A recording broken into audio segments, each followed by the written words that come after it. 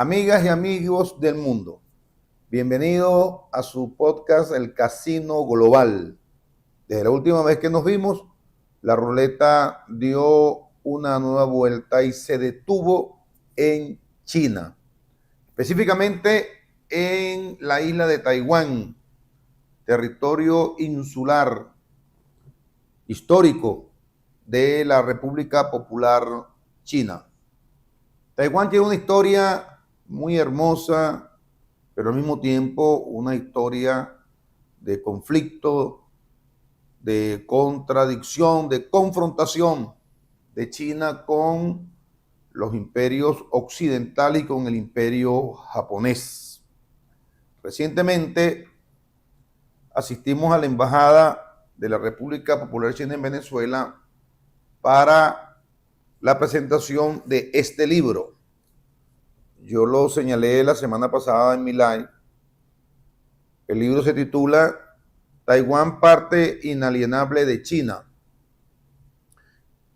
editado por el Centro Venezolano de Estudios sobre China de Venezuela, el CEBET, que dirige la amiga Aymara Herder, y autorizado, patrocinado por la Embajada de China en Venezuela.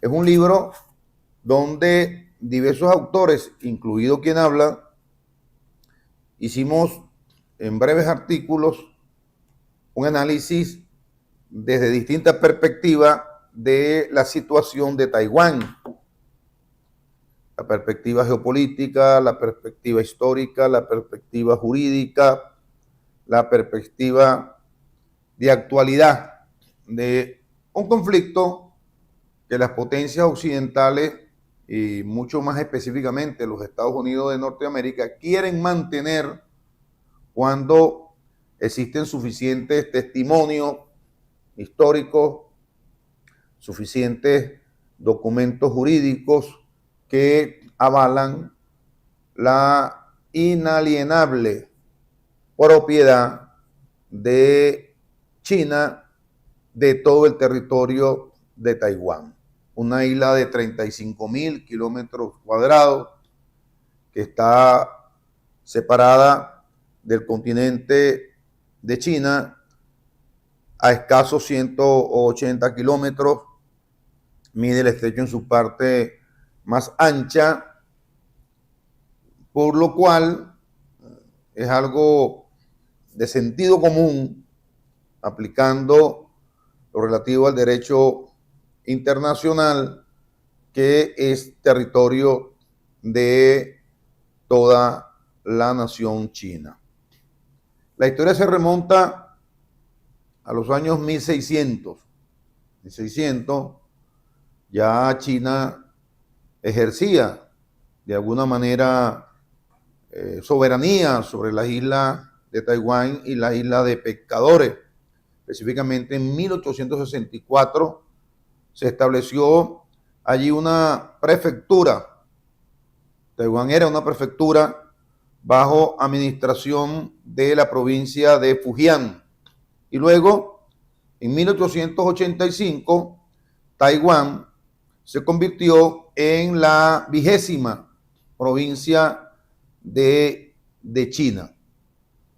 Luego, en el periodo de la dinastía Qing, cerca del año de 1894-95, Japón invade la isla de Taiwán en 1894 y luego en 1895 se firma China.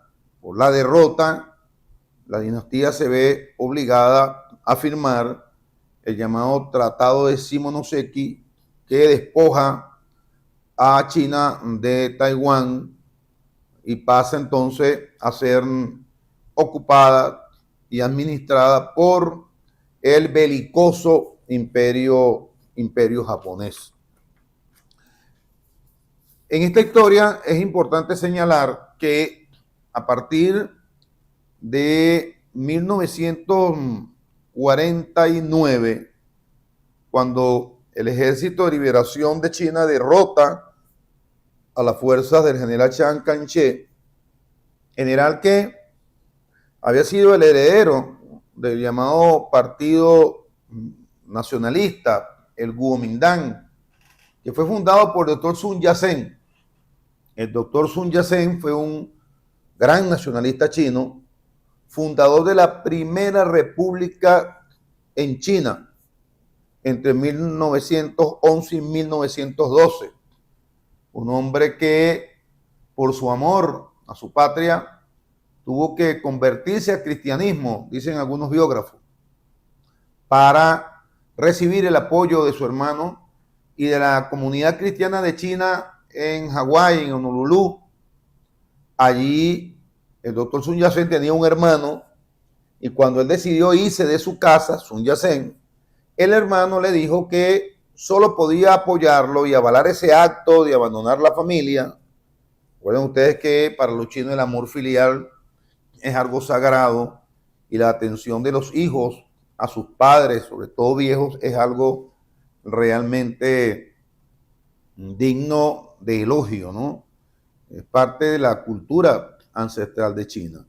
Y el hermano de Sun Yat-sen le dijo, la única forma es que tú te conviertas al cristianismo y me ayudes con la comunidad de cristianos en Hawái, en el territorio continental de los Estados Unidos de Norteamérica, e incluso la comunidad cristiana que él dirigía, que él, digamos, pastoreaba, que estaba también en el Reino Unido. Y Sun Yat-sen lo aceptó, su hermano le dio cobijo en su casa, le pagó los estudios de medicina, estuvo allí en Honolulu, después viajó a Hong Kong y se hizo médico, pero era un hombre empeñado en liberar a China de la última dinastía, la dinastía Qing, que gobernó ese país desde los años 1600 hasta 1911 y 12, cuando es derrocada y se funda la República Popular, la República de China, la primera República de China. El doctor Sun Yat-sen muere en 1925 y el poder lo asume plenamente Chiang Kai-shek. Ciertamente, el doctor Sun Yat-sen fue presidente de la República solamente durante un año. Después, otros asumieron el control de la República. Se generó una confrontación porque el encargado del gobierno se proclamó nuevamente emperador ya a partir del año de 1913 y 14 y se desató en China una guerra civil interna que fue aplacada finalmente por el general Chiang Kai-shek, quien se convirtió en el jefe del gobierno de China. El Kuomintang, el Partido Nacionalista fundado por Sun Yat-sen, ejerció colaboración con el Partido Comunista de China, donde estaba Mao Zedong, Zhou Enlai, Chu Te y otros grandes dirigentes fundadores del Partido Comunista, a partir del momento en que se funda ese partido en 1921. A partir del año 24, 25 y sobre todo en el año 27 hay una ruptura total del ala derechista del Kuomintang que comandaba el general Chiang Kai-shek como jefe del gobierno contra el Partido Comunista de China. Se desarrolla una primera guerra civil interna donde Chiang Kai-shek despliega una ofensiva militar para prácticamente exterminar a los comunistas chinos con Mao Zedong a la cabeza. Japón invade China para 1930-31. En el 37 arrecian la presencia de la fuerza del fascismo japonés sobre China y se genera un cierto acuerdo, yo diría que táctico, entre el Kuomintang, el ala derecha de general Chiang Kai-shek. Se crea el llamado Frente Antijaponés para combatir al invasor japonés. Comienzan a desarrollarse un conjunto de operaciones. Mao Zedong, sin embargo, fue fortaleciendo el Partido Comunista, fue fortaleciendo su ejército rojo, fue creando bases de apoyo, bases operativas y fundando los llamados gobiernos rojos a lo largo de China. Y ya para los años 43, 44 y sobre todo en el 45, el ejército rojo se había transformado ya en Ejército Popular de Liberación, era una fuerza armada en condiciones de no solamente desarrollar y derrotar al ejército japonés, sino también de derrotar a la fuerza de Chiang Kai-shek, que había pactado parcialmente con el invasor japonés para enfrentar a los comunistas.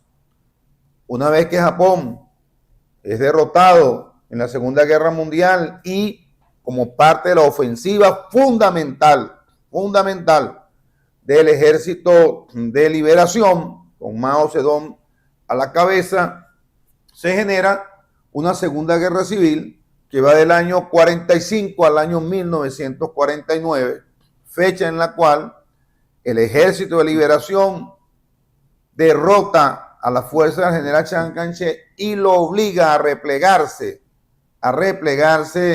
de Beijing.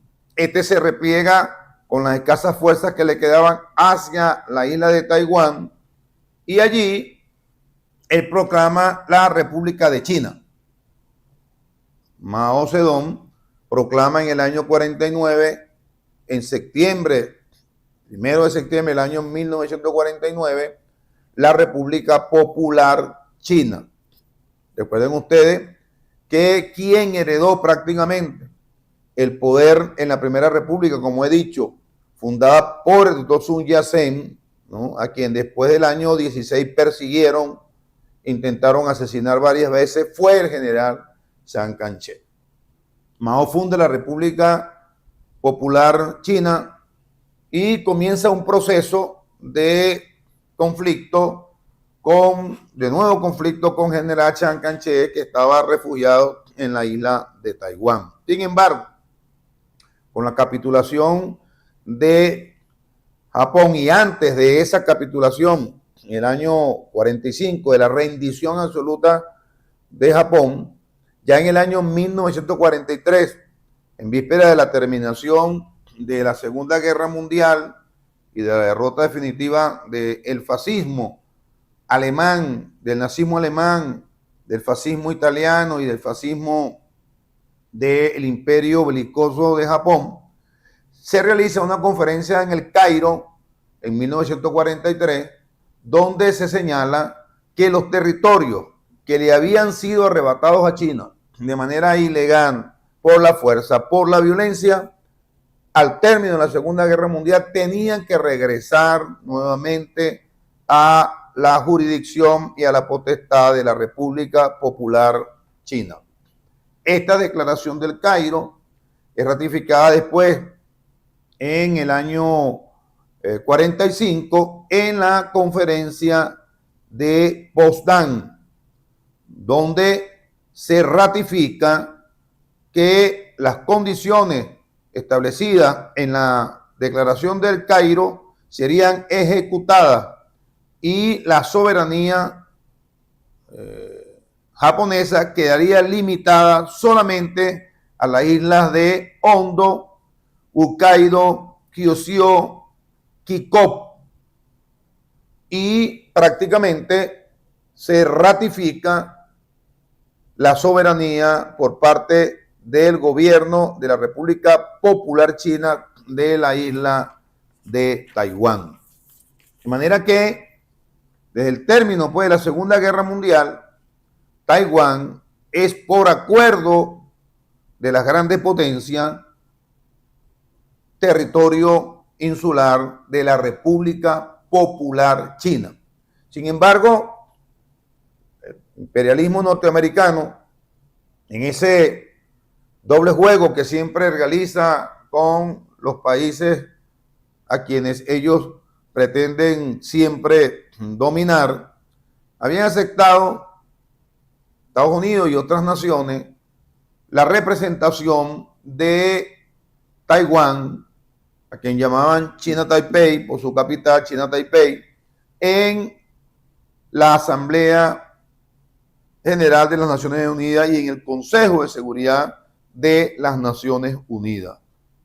Comienza un proceso de China para desbaratar esta maniobra, poner fin a esa usurpación, y es así como en el año 1971, en la 26ª periodo de sesiones de la Asamblea General de Naciones Unidas, se adopta la resolución 2758, donde se restablecen plenamente todos los derechos del gobierno central de la República Popular China sobre Taiwán y se expulsa la representación usurpadora que mantenía Chiang Kai-shek en las Naciones Unidas. El general Chiang Kai-shek muere en el año 1975, deja a sus herederos allá en Taiwán. Pocos países continúan reconociendo a la llamada China Taipei, pero quedó sentado claramente, legalmente, por esta resolución 2758, que ya China Taipei no existía, que China Taipei desaparecía, dejaba de usurpar el puesto que le correspondía a China en las Naciones Unidas y que esto pasaba entonces única y exclusivamente a el gobierno central de la República Popular China, con lo cual se reconoció la existencia de una sola China. Una sola China. A partir de esa resolución 2758. Y hay un hecho realmente importante, ¿no?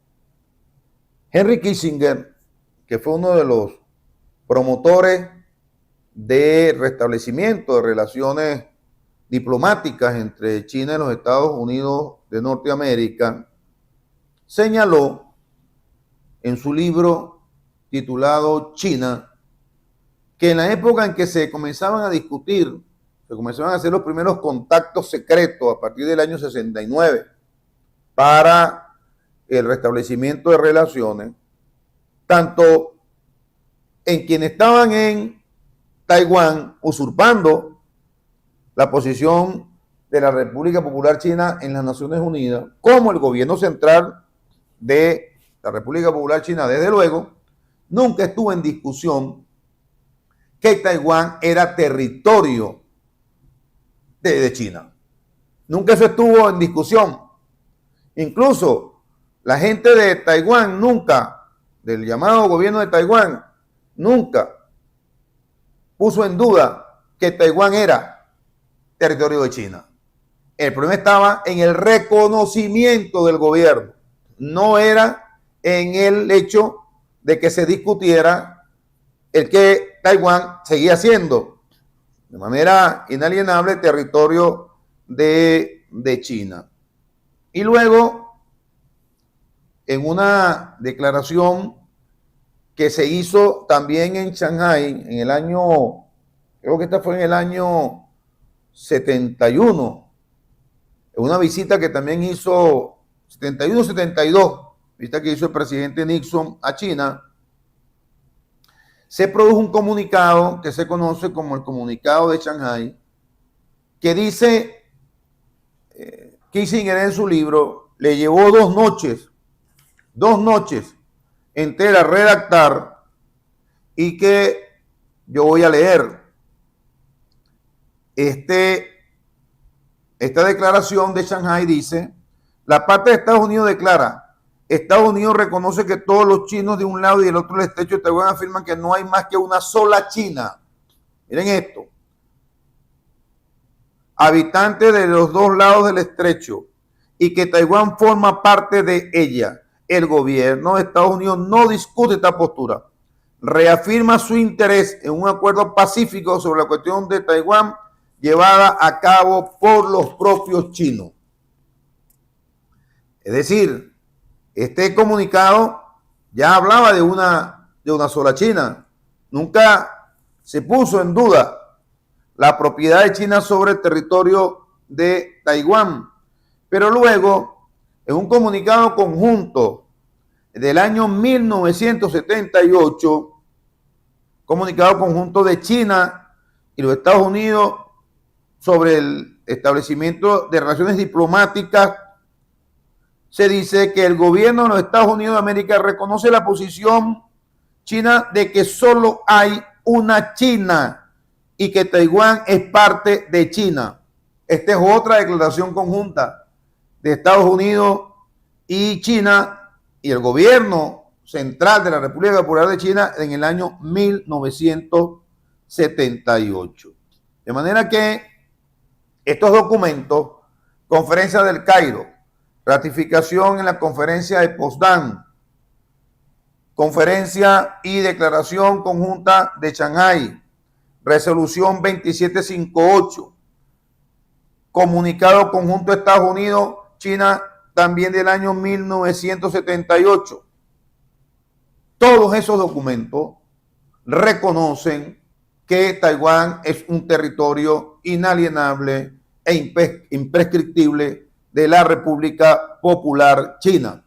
Y luego, en la Constitución del año 1982, se ratifica que Taiwán es un territorio sagrado de la República Popular China. Luego, en la ley de antisecesión del 2015 también se estipula la soberanía y la integridad territorial de China y se señala que no se tolerarán violaciones ni separaciones y que China estaba dispuesta a resguardar siempre la soberanía territorial sobre la isla de Taiwán. De forma que, desde el punto de vista histórico, 1668, después en todo este proceso del siglo XX, está suficientemente demostrado y clarificado que China es la dueña legítima y absoluta de Taiwán y el gobierno central de la República Popular China, que es el rector junto al Partido Comunista de China del Estado y de la nación china, ejercen el control y la soberanía sobre el territorio de Taiwán. Por cierto, quiero informarle a quienes me siguen en mi programa, a quienes me sintonizan, que pronto vamos a comenzar con el Patreon. Aquellos que deseen de forma exclusiva, sin censura, conectarse a mis conferencias, donde podremos hablar mucho más ampliamente que con algunas limitaciones que se establecen en este espacio, podrán suscribirse a mi canal a un módico precio de $2.99. $2.99 se da la suscripción para tener acceso a nuevos contenidos, a contenidos mucho más exclusivos, análisis de textos completos. Hay una amplia literatura en economía, en geopolítica, en ciencia y tecnología, realmente impresionante, que pudiéramos ir analizando en los Patreon de una manera sistemática, que además servirían de mucha ayuda para quienes están cursando estudios académicos de posgrado. De manera que esto va a ocurrir también pronto. Ahora, habría que hacerse una pregunta. Si desde el punto de vista histórico, desde el punto de vista político, desde el punto de vista territorial y de ejercicio de soberanía, desde el punto de vista de los acuerdos de las potencias vencedoras en la Segunda Guerra Mundial, desde el punto de vista del derecho internacional ejercido desde las Naciones Unidas, está suficientemente claro que Taiwán es territorio de China. ¿Por qué Occidente y específicamente los gobiernos de los Estados Unidos de Norteamérica siguen generando provocaciones en Taiwán, siguen alimentando tendencias separatistas, secesionistas en Taiwán. ¿Por qué los Estados Unidos siguen armando al gobierno de Taiwán, que es una provincia de China? ¿Por qué lo hacen? Recordemos lo siguiente. Durante la guerra de Corea, comenzando la década del 50, Estados Unidos, desde Taiwán, trató de establecer una base militar para agredir a la República Popular China. Y China tuvo que entrar en la guerra de Corea. Y China, ya por el año 53, había derrotado a las tropas norteamericanas que invadieron Corea. Tuvieron que firmar un armisticio porque era inminente el aniquilamiento de las tropas americanas en la guerra de Corea. Mao lanzó aquel desafío a los Estados Unidos de América. Si quieren, usen sus bombas nucleares. Tendrán que usar muchas bombas nucleares para exterminar a toda la población de China. Pero nosotros resistiremos hasta el final. Y hasta el final resistieron. Y derrotaron la ocupación de los Estados Unidos en Taiwán. Es decir, Estados Unidos alimentó al gobierno de Chiang Kai-shek, lo alimentó entre el 45 y el 49 para evitar la victoria de los comunistas sobre los últimos reductos japoneses que quedaban en el territorio de China y contra su aliado, el general Chiang Kai-shek. Le suministró aviones que causaron mucho daño a la fuerza del Ejército de Liberación de China.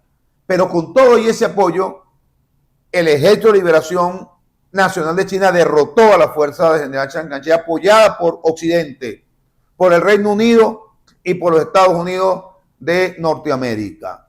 O sea que ellos siempre han querido construir un enclave militar en Taiwán para amenazar a China. Y este es el primer elemento que responde a la pregunta de por qué Estados Unidos sigue fomentando las hostilidades en un territorio que le pertenece a la República Popular China.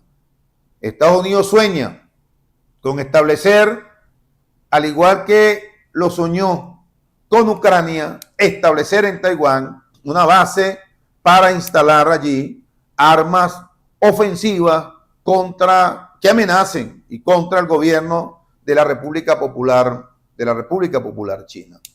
De allí las provocaciones permanentes de los ejercicios militares que realiza cerca de las aguas territoriales de China.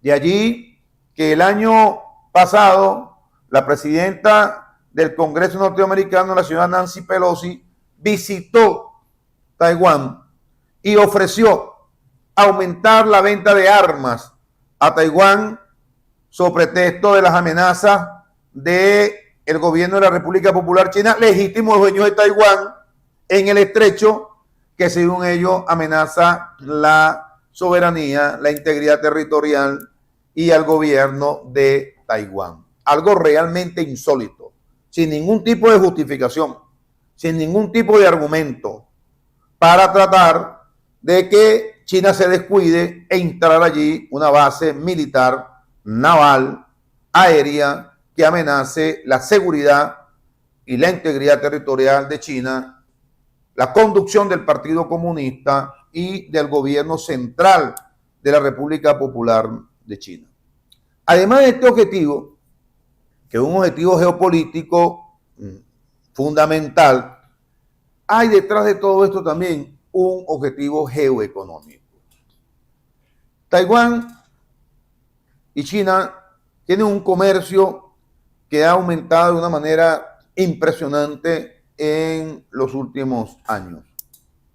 China es el principal socio comercial de Taiwán. Las exportaciones de Taiwán a China han aumentado de una manera realmente impresionante. Pero además de eso, en Taiwán se localizan varias empresas que tienen el control de la producción y el mercado mundial de semiconductores de microchip.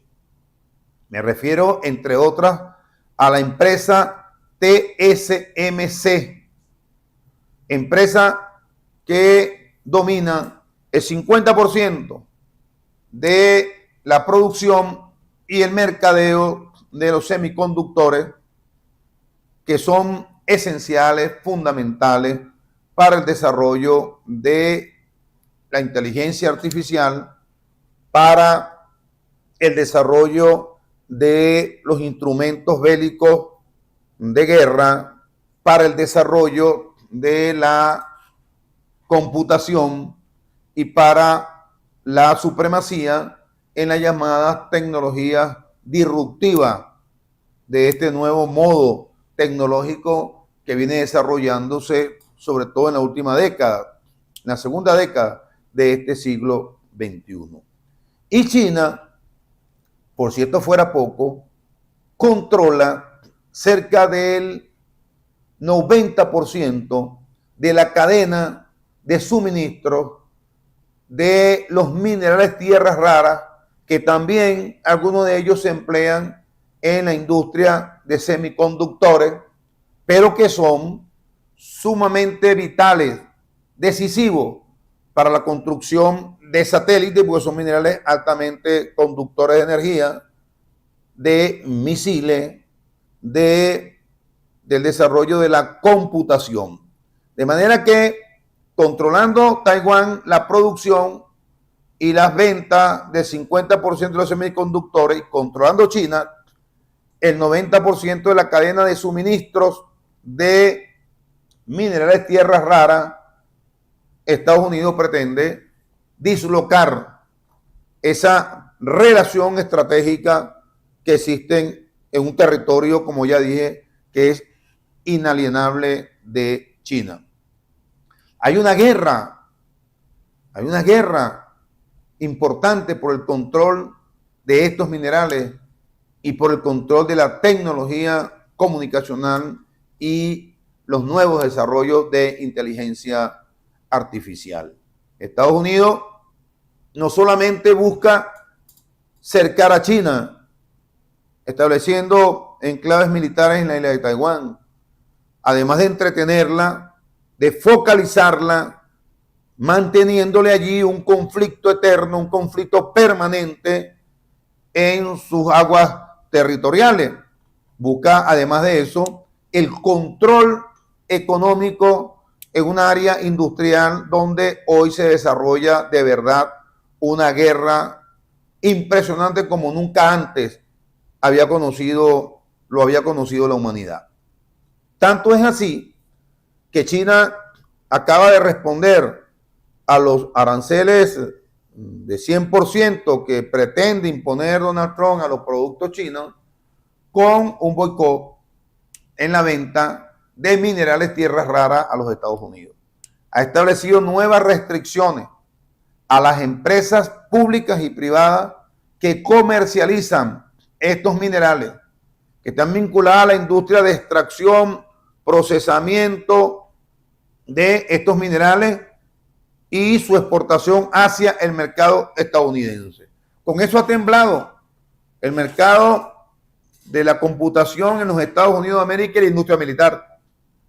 Y Donald Trump va a tener que ceder en su locura de guerra arancelaria, porque de lo contrario, su industria militar y su industria computacional va a sufrir severos daños, como ya lo ha sufrido la industria agrícola, agropecuaria de China, con los productores de soya quebrados, con los productores de otros rubros, como por ejemplo los cítricos en los Estados Unidos, en virtud de los aranceles que Estados Unidos, Donald Trump, le ha impuesto a la República Popular China y a sus empresas. De manera que mantener el conflicto en Taiwán conviene geopolíticamente a los Estados Unidos. mantener el conflicto en Taiwán les conviene geoeconómicamente hablando. Y este conflicto se va a mantener en el tiempo. Sin embargo, hay que estar alerta en lo siguiente.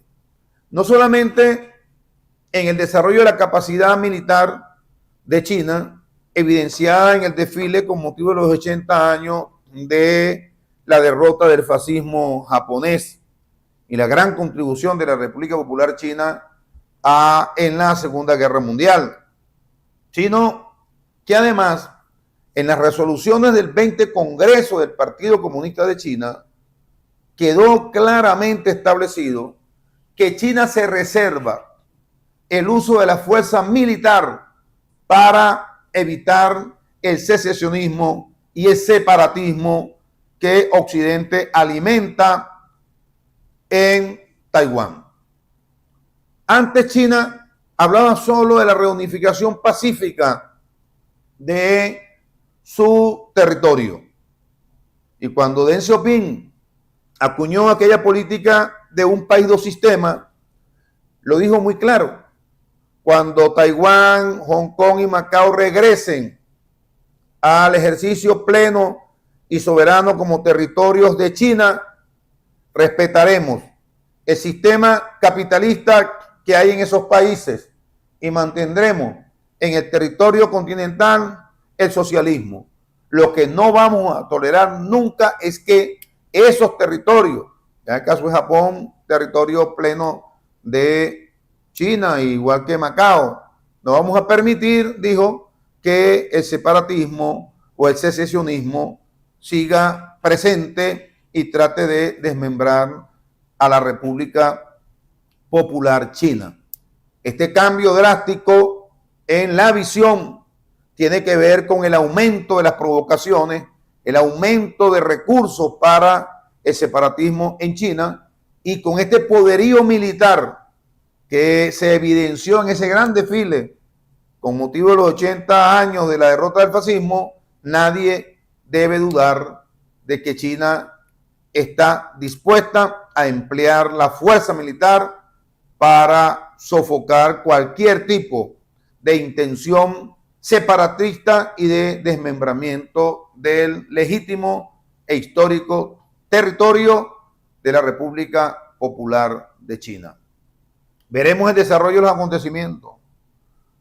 Yo creo que las provocaciones no van a llevar a Estados Unidos a intentar hacer lo que la OTAN había hecho ya en Ucrania y que obligó al presidente Vladimir Putin a dar la orden de desarrollo de la operación militar especial que ya lleva más de 3 años.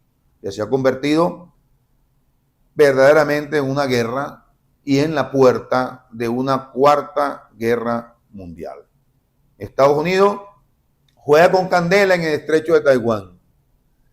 Y como yo dije en el artículo que aparece en este libro que presentamos la semana pasada en la Embajada de China, Taiwán es la línea roja que los Estados Unidos de América no deben cruzar. No deben cruzar. Si cruzan la línea roja del separatismo, de continuar instigando a la fuerza secesionista para que avancen en una suicida política de querer independizar a Taiwán de China, van a enfrentarse con la disposición del Partido Comunista de China, del pueblo chino y con la fortaleza militar que ha desarrollado esta gran nación. Hasta aquí mi análisis acerca de Taiwán como territorio inalienable de China. Nos vemos en una próxima oportunidad cuando la ruleta haya dado una nueva vuelta y se detenga para presentarnos el análisis de las nuevas situaciones donde se descubrirán los intereses de los grandes actores de la geopolítica mundial. Hasta una nueva oportunidad.